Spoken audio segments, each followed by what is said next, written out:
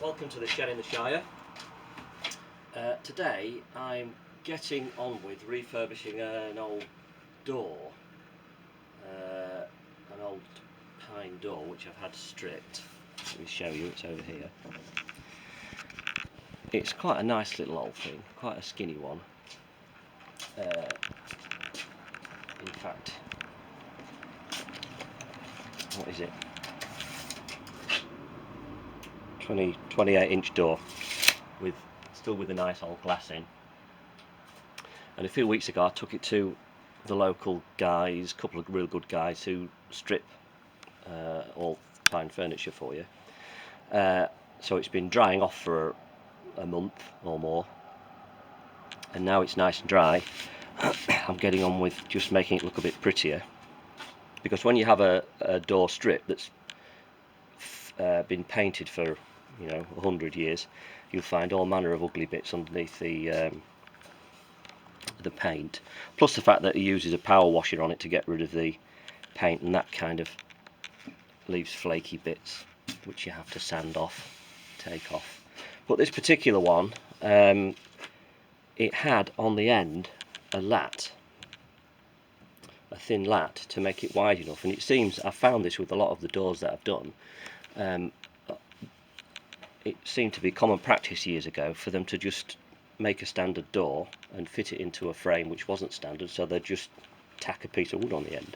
Well, anyway, a piece as thin as this bit that I've put on obviously disintegrated in the acid tank, so the first thing I did was to put a strip on the end, which I've glued and screwed, because I don't have enough sash clamps, and then I'll take the screws out and fill them, because it doesn't have to look perfect on a door like this. I used actually a strip of wood cut from one of these planks, which came from an old machinery packing pallet which I found in the engineer's yard next door to me at work. So anyway, that's on. I'll just wait for the glue to go off a bit more before I start playing about with the strip. So while I'm waiting, I'm doing this, which was an ugly knot hole, but it's not just a round knot, it's kind of an elongated knot, and there was a piece out probably 2.5 inches long, and putting wood filler in that is all very well, but it doesn't look too nice. And I do actually like putting patches in wood. I've seen it done before on old doors. In fact, they're all over on old doors, but they're often circular. They'll find an imperfection in the wood. I can't see any on here, and what they used to do was just take out a perfectly circular hole in the wood and drop in a circular insert, sand it, and then paint it, and you wouldn't know. But obviously this is not being painted. So what I've done is I've squared it off with the set square, chopped a square hole out. Then what I've done is to put a piece of A4 copy of paper over it and just rub it with my thumbnail around the edge. So I'll cut that out now, and then I'll draw around it onto another piece of wood, and then I'll just fill it full of glue. Well, not fill it, but put plenty of glue in there. Obviously I'll make sure that the piece of wood I've cut out fits nice and tight before I put it on the glue. Bang it in. Obviously leave a couple of mil proud so that you can sand it down afterwards. But the beauty of it is that it doesn't have to be, when you chop the bottom out, it doesn't have to be perfectly chopped out, as long as it's kind of flattish, and as long as the piece of wood that you put in it stands a bit proud.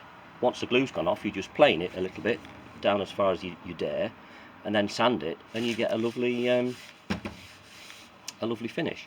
You'll never hide it, but then you don't want to on a door like this, because the imperfection is part of the beauty of it. And what I'm doing is I'm using this piece of wood, which is a strip that I took off the edge of another door, much bigger door, which was the front door to the property actually. I took the edge off that because it was that damaged and ugly that I just took a 8mm strip off it and put a brand new piece of wood on and darkened it and then waxed it. So I'm using actually this because it's the same age as this door and has the same look, and I'll just be able to chop out a piece that wide in here somewhere. There might be the odd little hole in it, nail hole, but it doesn't matter. And it'll be the same colour, which I quite like. I mean, obviously, if you look here, that won't be the same colour. I'd rather it was, but I haven't got a piece of wood, aged wood, to put on there, so I'll just have to make do with that.